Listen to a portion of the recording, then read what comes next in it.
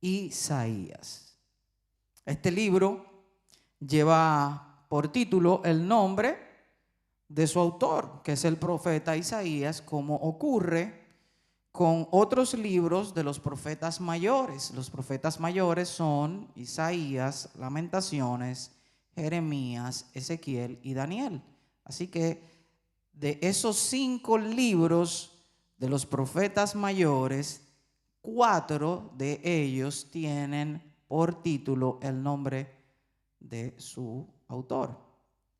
Entonces, nosotros en el día de hoy vamos a ver el libro de Isaías, que es uno de los libros considerados dentro de esta clasificación de los profetas mayores del Antiguo Testamento.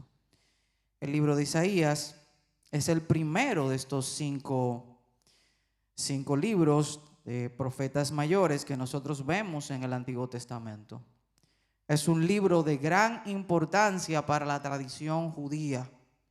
Y eso es algo que se hace muy evidente en el Nuevo Testamento. Y es evidente porque el libro de Isaías es mencionado en más de 65 ocasiones en el Nuevo Testamento.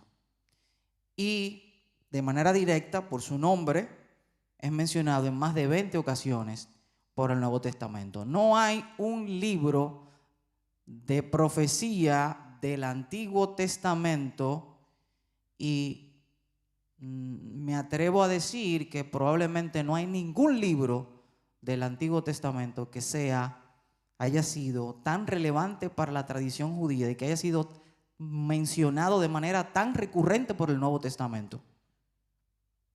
Así que el profeta Isaías era un personaje sumamente relevante para la tradición judía, y quizás esa es una de las razones por las cuales Jesús apela a Isaías en muchas ocasiones. Si vamos a los evangelios de manera muy particular, el evangelio de Mateo, nosotros nos vamos a dar cuenta de que Jesús en muchas ocasiones apelaba a lo escrito por el profeta Isaías para transmitir una idea o para hacerles de alguna manera ver al pueblo judío una situación en particular a la luz de lo que el profeta Isaías ya había dicho. Jesús sabía que en muchas ocasiones podía ser comprendido de una mejor manera por el pueblo judío si usaba alguna referencia del profeta Isaías. Por ejemplo, hay una cita en el evangelio de Mateo, Mateo 15:8, una cita muy conocida por todos nosotros, que dice: este pueblo con sus labios, pero su corazón está lejos de mí. Mateo 15:8. Este pueblo con sus labios me honra, pero su corazón está muy lejos de mí. Y esa es una cita que nosotros podemos encontrar en Isaías 29:13. Cuando Cristo dice esto, Él está apuntando al profeta Isaías, a lo dicho por el profeta Isaías, y eso lo encontramos en el capítulo 29, versículo 13 del libro de Isaías, que dice: por cuanto este pueblo se me acerca con sus palabras y me honra con sus labios, pero aleja de mí su corazón.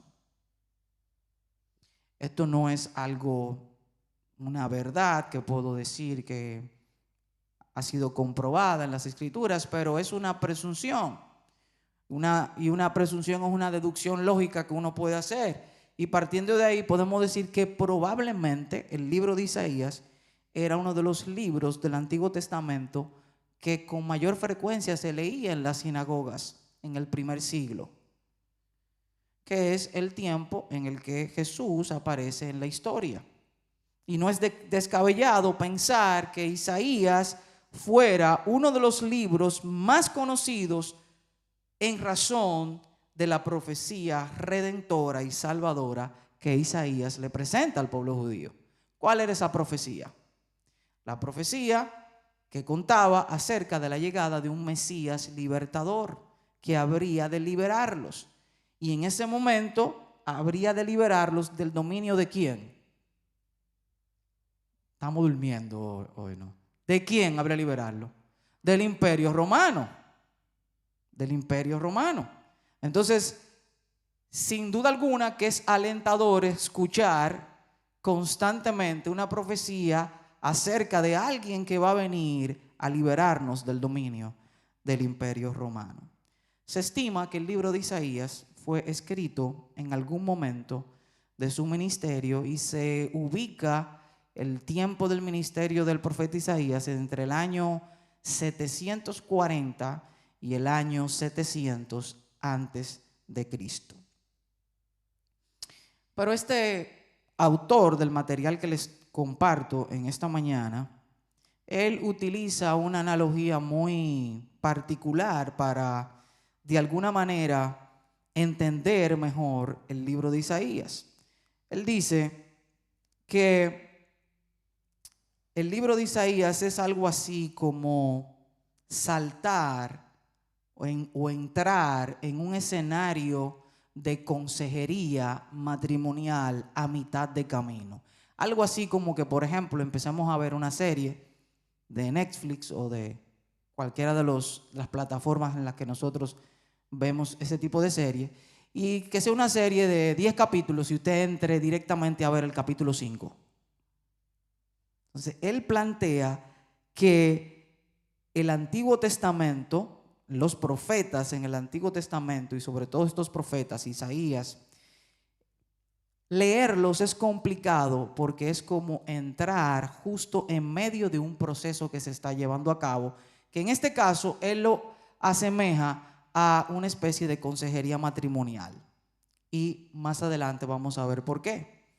Dice él, al igual que en un proceso de consejería, hay muchas historias superpuestas que parecen entremezclarse. Muchas historias que están una encima de la otra y que parecen entremezclarse. Dice que también, al igual que en un proceso de consejería, tú puedes saltar de una situación a otra rápidamente, ya que una idea llama a la otra. Y que al igual que en una situación de consejería matrimonial, los estados de ánimo cambian velozmente, de caliente a frío, de ternura a desprecio y viceversa. De hecho, Dios usa esta analogía del matrimonio roto y es la razón por la que este autor también la utiliza. Dios usa esta analogía de un matrimonio roto a través de los profetas para describir su relación con el pueblo de Israel. Isaías 51. Así dice el Señor: ¿dónde está esa carta de divorcio con la que repudié a vuestra madre? Isaías 49, 18. Levanta en derredor tus ojos y mira, todos ellos se reúnen, vienen a ti. Vivo yo, declara el Señor, que a todos ellos como joyas te los pondrás y te ceñirás con ellos como una novia. Así que este autor visualiza el libro de Isaías utilizando esta analogía como un libro que habla acerca de una relación entre un hombre, un esposo y una esposa, un novio y una novia. Hasta ahora en esta clase, a lo largo de toda esta clase hemos estudiado diversos libros, el Pentateuco, vimos las historias preexílicas, la literatura sapiensal de la cual acabamos de salir. El día de hoy nosotros entonces vamos a ingresar en los profetas con este libro de Isaías. Los libros proféticos comenzaron a mediados del siglo 8 antes de Cristo y terminan unos 300 años después. Como ya les mencioné, los profetas comienzan mirando hacia el pasado. Ellos comparan el pacto de Dios tal como nosotros podemos ver en el Pentateuco y de manera muy particular en el libro de Deuteronomio. Comparan ese pacto dado por Dios en el pasado con la verdadera historia de Israel. Y entonces dice el libro: has roto el pacto, has sido fiel a Dios. Con frecuencia la gente piensa en la palabra profecía con respecto a predecir el futuro. Y en realidad la profecía primero comienza con anunciar comienza con anunciar, pero lo hace siendo honestos acerca del presente, a la luz de lo que se prometió o se advirtió en el pasado. Pero luego los profetas entonces recurren a la predicción.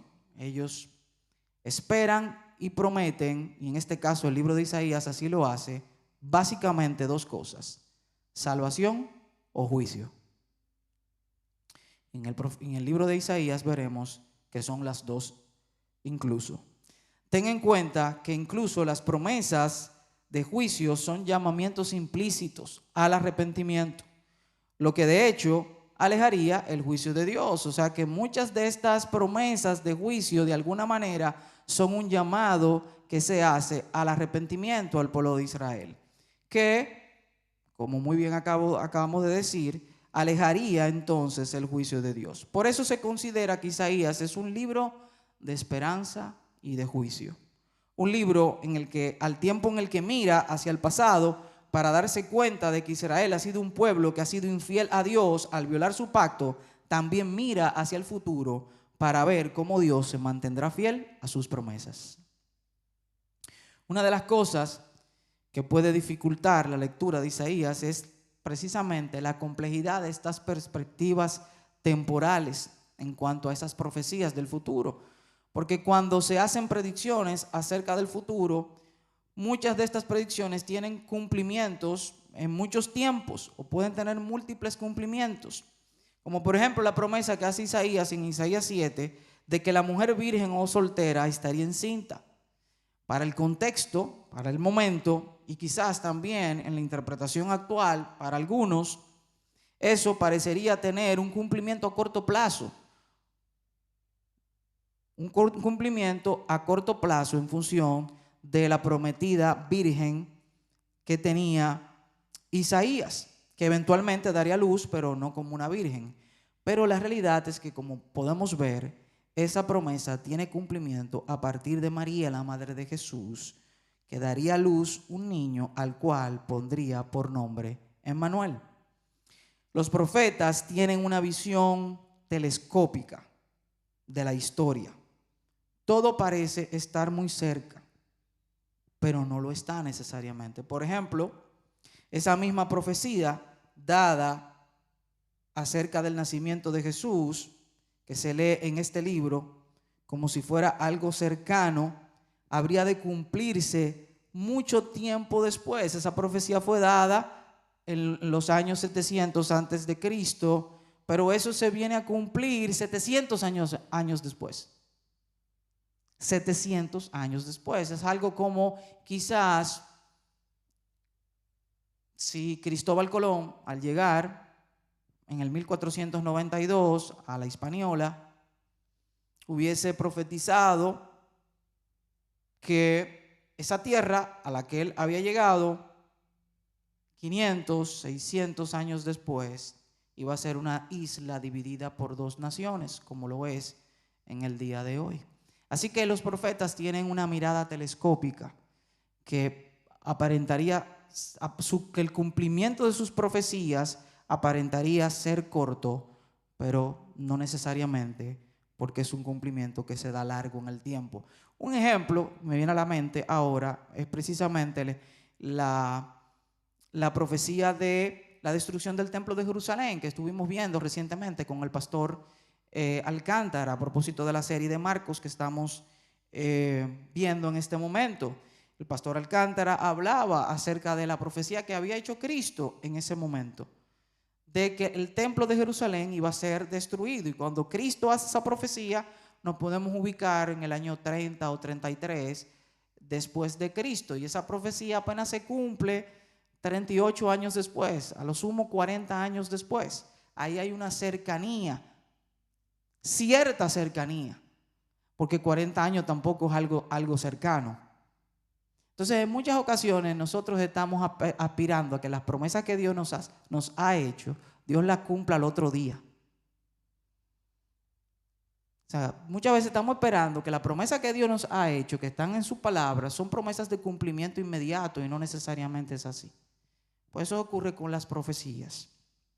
Así que permítanme darles algunos consejos que compartir con ustedes que este autor da acerca de cómo interpretar de la mejor manera la profecía en el Antiguo Testamento. Y en su folleto, que ustedes lo tienen, deben tenerlo, ustedes van a ver estos consejos. En realidad son 7 en total. Dice el primero de ellos: discierne el contexto inmediato, la estructura y el curso del libro.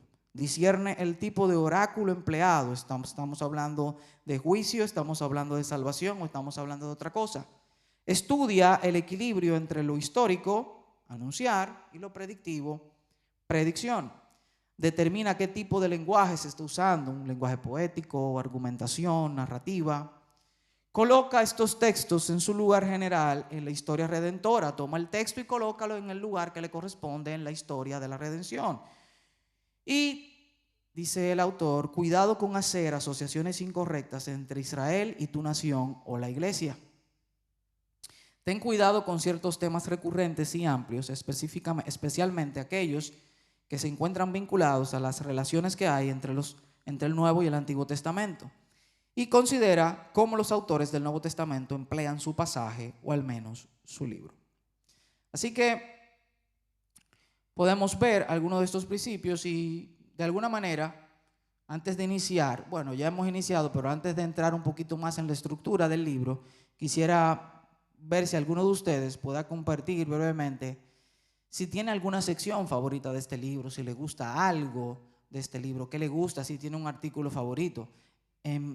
Por ejemplo, mi artículo preferido, yo estoy pensando que estoy en el tribunal. Mi versículo preferido está en el libro de Isaías.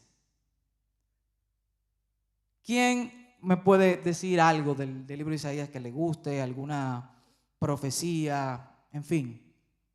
¿Cómo describe el sufrimiento de Cristo? En Isaías 53, así es. ¿Quién más? Junior. Isaías 6, de la santidad. Así es. ¿Quién más se anima? Bueno, les comparto mi artículo preferido, mi versículo preferido. Está en Isaías 26:3. Dice: tú guardarás en completa paz aquel cuyo pensamiento en ti persevera, porque en ti ha confiado. Usted no se imagina a los lugares a los que me ha acompañado ese versículo, ese texto, a las salas de operaciones a las que me ha acompañado, los lugares en donde he estado en situaciones sumamente angustiantes para mí. Ahí Isaías 26:3 me ha llenado de paz. Así que es un libro muy especial para mí, yo sé que para muchos de ustedes. Y la realidad es que si vamos a ver la estructura del libro de Isaías, el libro de Isaías se divide en 2 partes. Los primeros 4 versículos de los capítulos 1 y 2 funcionan como 2 presentaciones diferentes de Isaías, cada una representando un lado diferente del libro. Por ejemplo, el capítulo 1, los primeros 4 versículos, dice: visión de Isaías, hijo de Amós, la cual vio acerca de Judá y Jerusalén en días de Usías, Jotán, Acaz y Ezequías, reyes de Judá. Oíd, cielos, y escuchad tú, tierra, porque habla Jehová: crié hijos y los engrandecí, y ellos se rebelaron contra mí. El buey conoce a su dueño, y el asno el pesebre de su señor. Israel no entiende, mi pueblo no tiene conocimiento. Oh gente pecadora, pueblo cargado de maldad, generación de malignos, hijos depravados, dejaron a Jehová, provocaron a ira al Santo de Israel, se volvieron atrás. En el versículo 2, nosotros tenemos el comienzo de un oráculo que toda la tierra debe escuchar. ¿Y cuál es el contexto? El contexto, el versículo 1, lo establece como una visión de Isaías respecto de Judá, que es el reino del sur, y Jerusalén, que es su capital. Y las palabras de Isaías datan de la época de los reinos de estos reyes que él menciona: Usías, Jotán, Acaz y Ezequías. ¿Qué clase de oráculo comienza en el versículo 2? Un oráculo de juicio. ¿Qué forma literaria utiliza? La poesía. ¿Está mirando Isaías hacia atrás o hacia adelante? Aquí, en estos textos. Pregunto, ¿está mirando hacia atrás o hacia adelante? Está mirando hacia atrás. Recordando allá al Pentateuco, se refiere al Señor criando los hijos del pueblo de Israel, pero dice que lo han abandonado. El dolor de Dios es profundo. Y uno se pregunta si alguna vez hemos visto nuestro propio rechazo y rebelión contra Dios como algo que le causaría dolor a Dios. ¿Qué Dios diría de nosotros? Aquí vemos lo que Dios está diciendo del pueblo de Israel. ¿Qué diría de nosotros? Él me ha abandonado, ella me ha dado la espalda. Vale la pena meditar sobre el profundo dolor que nuestro pecado le puede causar al Señor. Pero también el capítulo 2 tiene una introducción similar pero diferente. Dice, lo que vio Isaías, hijo de Amós, acerca de Judá y de Jerusalén, acontecerá en lo postrero de los tiempos que será confirmado el monte de la casa de Jehová como cabeza de los montes, y será exaltado sobre los collados, y correrán a él todas las naciones. Y vendrán muchos pueblos y dirán, venid y subamos al monte de Jehová, a la casa del Dios de Jacob, y nos enseñará sus caminos, y caminaremos por sus sendas, porque de Sión saldrá la ley y de Jerusalén la palabra de Jehová. Y juzgará entre las naciones y reprenderá muchos pueblos, y volverán sus espadas en rejas de arado y sus lanzas en hoces. No alzará espada nación contra nación, ni se adiestrarán más para la guerra. Y yo hago la misma pregunta, ¿cuál es el contexto? En esta otra parte, una visión acerca de Judá y Jerusalén. ¿Cuál es el oráculo? En la otra parte veíamos que era uno de juicio, aquí es uno de salvación, la promesa de Dios dada a su pueblo. ¿Qué forma literaria también vemos? La poesía en este caso. ¿Está mirando Isaías hacia atrás o hacia adelante? ¿Hacia dónde? Y entonces nosotros aquí podemos observar la diferencia. La Jerusalén que se menciona en el capítulo 1 se sentía valiente e histórica. La Jerusalén que se menciona aquí en este capítulo parece de otro mundo. Volverán sus espadas en rejas de arado y sus lanzas en hoces. El término bíblico para esto es escatológico, es la realidad perteneciente al fin de los tiempos, cuando Dios pone fin a esta historia. Así que, básicamente, el libro de Isaías se divide en dos partes. La primera, que es básicamente se desarrolla a propósito de una profecía de juicio sobre su pueblo y que va del capítulo 1 al capítulo 39. Y la segunda, que entonces discurre del capítulo 40 hasta el final del libro de Isaías. Entonces, a lo largo del libro y especialmente en los capítulos del 1 al 39 se encuentran los oráculos de infortunio y del juicio sobre la Jerusalén histórica. Estos capítulos son hablados por un profeta del siglo 8 y están dirigidos directamente a la audiencia de ese siglo. Él señala cuáles eran sus pecados particulares y señala la invasión inminente del imperio asirio.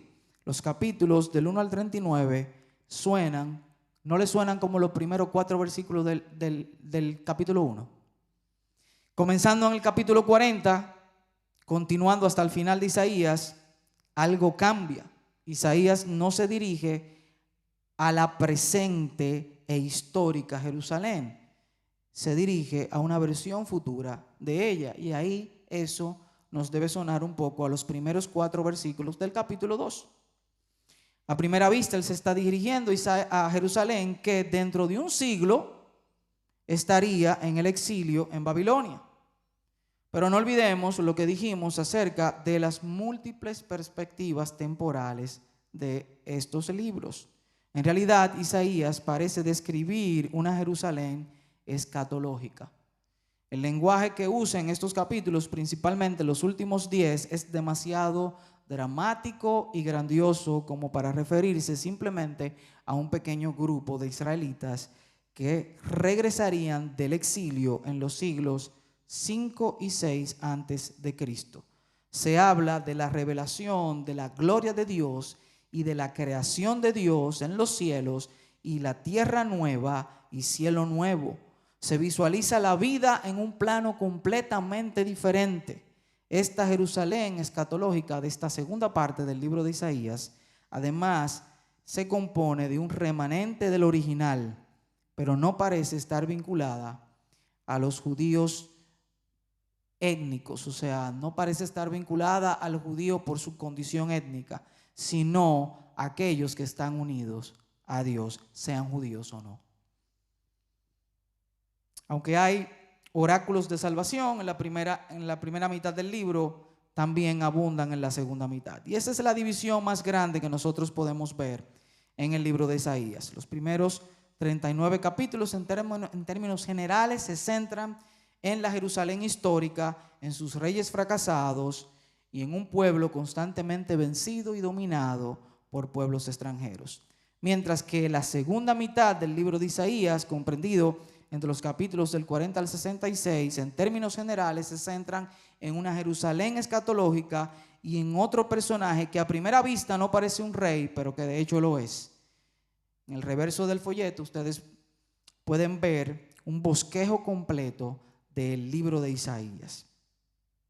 A través de los 66 capítulos del libro se puede ver un cambio dramático respecto de lo que le sucede a Israel. En el capítulo 1, Isaías dice de Jerusalén: ¿cómo te has convertido en ramera, oh ciudad fiel? Es el capítulo 1, versículo 21. Y al final del libro, sin embargo, él anticipa su presentación como una esposa en quien el Señor se gozará. Capítulo 62, versos del 4 al 5. Jerusalén pasa de ser de una mujer cualquiera a una mujer santa, de una ramera despreciada por Dios a ser la novia pura y santa amada por el Señor. Por eso el autor de este material, al introducirlo, compara el libro de Isaías, como ya le mencionaba previamente, con un curso intensivo de asesoramiento matrimonial, en el que se agota un proceso de purificación para pasar de la prostitución a la santidad, de la ramera a la novia. Esa es la misma historia del pecador. Esa es la misma historia del pecador. Una historia que inicia con la indignidad del hombre por causa del pecado, pero que termina con su salvación por causa de la santidad en Cristo. Isaías es en cierto modo la historia del hombre que se ha desviado de los propósitos de Dios, que le ha sido infiel y que experimenta las consecuencias del pecado, pero también del Dios que nunca ha dejado de ser fiel, por lo que cumplirá su promesa de salvación por medio de Cristo. Así que esta es la estructura más visible que tiene este libro. La primera parte, repito, del capítulo 1 al capítulo 39, con una mirada hacia atrás, hacia la desobediencia del pasado y el juicio del presente por causa del pecado del pueblo de Dios. Y la segunda parte, de los capítulos 40 al 66, con una mirada hacia el futuro glorioso de redención y salvación en Cristo Jesús. Hay un par de principios que quisiera compartirles. El primero es este del que les he compartido acerca de conocer la Escritura. Y el segundo principio es estar alerta respecto de los temas recurrentes y amplios que se abordan en este libro. Leer los libros de profecía puede ser complicado porque, como ya dijimos, van de una idea a la otra. Tienen ideas superpuestas, historias superpuestas, y en ese contexto, evidentemente que hay muchos temas que salen a la luz. Y en el caso de Isaías, nos sorprenderá que a medida en que nosotros vamos leyendo las diversas lecciones o secciones del libro de Isaías, hay ciertos temas que aparecen una que otra vez o que aparecen con cierta frecuencia. Y vale la pena que nosotros señalemos algunos de estos temas. Por ejemplo, el primer tema que quisiera compartir con ustedes es el tema del orgullo de Israel y del orgullo de la humanidad. Es un tema que aparece una y otra vez en el libro de Isaías. El Señor lo aborda continuamente. Isaías 2:11, la altivez de los ojos del hombre será abatida y la soberbia de los hombres será humillada. Isaías 5:21, ay de los sabios en sus propios ojos y de los que son prudentes delante de sí mismos. Y hay muchos temas más, muchos versículos más acerca de este tema. Detrás de la rebelión de Israel, de las naciones, de todos nosotros que estamos sentados aquí o estamos en este lugar, está también nuestro orgullo. El orgullo es en gran manera lo que nos impide procurar el arrepentimiento al cual se supone que deberíamos llegar al escuchar las profecías de juicio que vemos en este libro y saber de la oportunidad de salvación que tenemos en Cristo Jesús por medio de nuestro arrepentimiento. La nación de Israel en muchos sentidos no es más que un ejemplo de la humanidad. Así que al leer Isaías y leer acerca de su despreciable orgullo y la injusticia que produce, recuerda que sin Cristo nosotros somos así, orgullosos como Israel. La confianza, otro tema que vemos aquí en el libro de Isaías, capítulo 7. Vemos el reino del norte de Israel junto con el reino de Aram, cómo combaten contra el reino del sur de Judá. Isaías le dice al rey Acaz de Judá que no haga alianzas extranjeras e incluso le promete a Acaz una señal, pero Acaz, en una demostración de falsa piedad, se niega a pedir señal. Eso lo vemos en el capítulo 7, verso 12 de Isaías. ¿Y qué hace? Procede entonces a realizar alianzas extranjeras, lo cual enoja a Dios. Ese tema se desarrolla también a lo largo del capítulo 31. Hay de los que descienden a Egipto por ayuda y confían en caballos y su esperanza ponen en carros porque son muchos y en jinetes porque son valientes y no miran al Santo de Israel ni buscan a Jehová. El tema de la confianza llega a su clímax en este libro cuando la ciudad de Jerusalén, bajo el rey de Ezequías, está rodeada por los ejércitos de Asiria. Y el comandante de campaña asirio se burla de los habitantes de Jerusalén por su confianza en el rey Ezequías y en el Dios de Israel, por su confianza en el rey de Ezequías y en el Dios de Israel. Isaías 36, 14, 20 dice: el comandante del ejército asirio grita: no os engañe Ezequías, porque no os podrá librar, ni os haga Ezequías confiar en Jehová, diciendo: ciertamente Jehová nos librará. No será entregada esta ciudad en manos del rey de Asiria. ¿Dónde está el Dios de Amad y de Arfad? ¿Dónde está el Dios de Sefarbaín? ¿Libraron a Samaria de mi mano? ¿Qué Dios hay entre los dioses de esta tierra que haya librado su tierra de mi mano para que Jehová libre de mi mano a Jerusalén? El pueblo tenía dos opciones: confiar en Dios o confiar en alguien más. Con gratitud, Ezequías y el pueblo de Jerusalén en este episodio, a diferencia del rey Acaz, confiaron en Dios y Dios los rescató milagrosamente del ejército asirio. Así que nosotros podemos ver varios temas que discurren a lo largo del libro de Isaías: el orgullo, la confianza, Dios como el santo, como hablaba Junior hace un momento, acerca de cómo se manifiesta la santidad de Dios aquí, cómo se resalta la santidad de Dios. De hecho, el libro de Isaías dice, si nosotros podemos ver, llama a Dios el santo en 30 ocasiones, mientras que Dios solo es llamado así en 6 ocasiones en el resto de la Biblia. O sea, en el libro de Isaías, Dios es llamado como el santo, el Dios santo, como Dios santo en 30 ocasiones. Y en todo el resto de los demás libros de la Biblia solo se menciona en 6.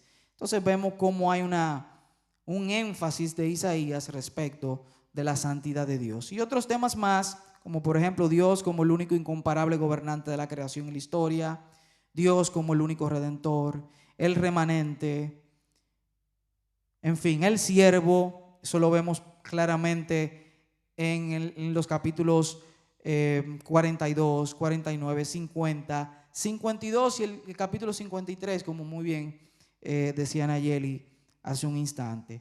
Dios, el conquistador, en fin, una serie de temas: la nueva Jerusalén, la novia. una serie de temas que nosotros podemos ver aquí a lo largo del libro de Isaías. Dice también, para terminar, ya terminando, que otro de los principios que deberíamos tomar en cuenta es que consideremos la interpretación autoritativa que hace de este libro el Nuevo Testamento. Cómo el Nuevo Testamento ve en el libro de Isaías un libro en el que al cual le concede este énfasis autoritativo. Jesús es el Mesías prometido. Recordando al Mesías prometido en Isaías 9 y 11, Pablo dice: y otra vez dice Isaías, estará la raíz de Isaí y el que se levantará a regir los gentiles. Los gentiles esperan en él. Eso lo vemos en Romanos 15:12. Y eso se aplica a Jesús. Jesús es el santo, refiriéndose al capítulo 6 de Isaías. El apóstol Juan dice: Isaías dijo esto cuando vio su gloria y habló acerca de él. ¿Entendiste eso? ¿Quién es el Dios santo que Isaías vio en su trono alto y sublime, con sus faldas llenando el templo? Según Juan, ese Dios santo es Jesús. Jesús es el Redentor prometido. Los 4 evangelios citan las palabras iniciales de Isaías 40 para decir que Jesús es Dios que ha venido para dar consuelo a su pueblo. Así, en Lucas 3, Juan el Bautista dice que ha venido a preparar al pueblo para Jesús y explica cuál es su papel en las palabras de Isaías: voz que clama en el desierto, preparad camino a Jehová, enderezad calzada en la soledad a nuestro Dios, y verá toda carne la salvación de Dios. Jesús como siervo sufriente, eso lo vemos también en el Nuevo Testamento. Mateo escribe: para que se cumpliese lo dicho por el profeta Isaías cuando dijo: he aquí mi siervo, a quien he escogido, mi amado, en quien se agrada mi alma. Mateo 12, del 17 al 18. Y por último, Jesús como conquistador. En el Nuevo Testamento también muestra que Jesús es el conquistador. Así, en el primer cántico del conquistador, nosotros leemos que este prometido pagará a cada uno según sus obras. Isaías 59, 18. Y entonces, ¿quién es el que dice en Apocalipsis 22, 12? He aquí yo vengo pronto y mi galardón conmigo para recompensar a cada uno según su obra. Ese es Jesús también. Y podríamos continuar viendo múltiples ejemplos acerca de cómo el Nuevo Testamento utiliza el libro de Isaías de esta manera y le concede este énfasis autoritativo a la hora de hablar de Cristo como el Mesías que habría de venir para salvar a su pueblo. En conclusión, el libro de Isaías se parece a la transcripción grabada de ese asesoramiento o de ese proceso de consejería matrimonial entre una pareja que se encuentra en conflicto.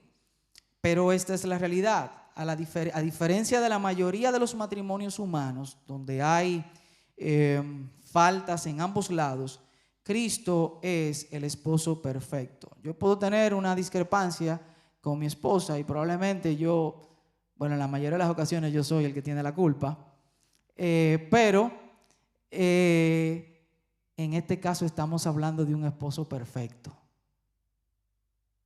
de un esposo al que no le ha fallado nunca a su esposa. Podemos aprender esto simplemente leyendo el Nuevo Testamento, pero es a medida que nosotros leemos el libro de Isaías que llegamos a entender estas cosas de una manera más profunda y rica.